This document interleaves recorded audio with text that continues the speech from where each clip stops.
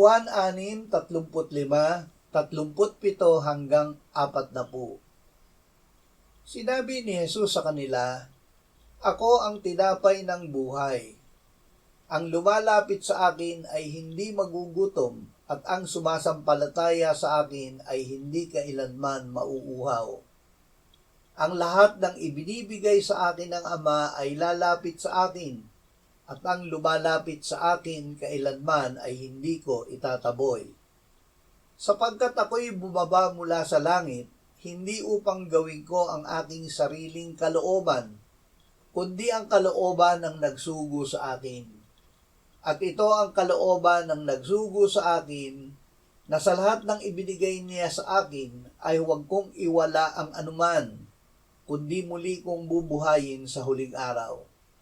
Sapagkat ito ang kalooban ng aking Ama, na ang bawat nakakakita sa anak at sa kanya'y sumampalataya ay magkaroon ng buhay na walang hanggan, at muli ko siyang bubuhayin sa huling araw."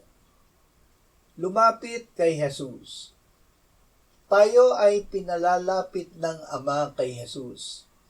Siya ang ibinigay ng Ama na tinapay ng buhay. Ang lumalapit sa Kanya ay hindi niya itataboy.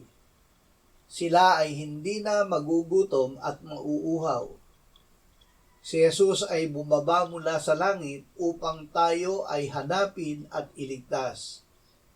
Ang sumampalataya sa Kanya ay mayroong buhay na walang hanggan, at muli niya siyang bubuhayin sa huling araw.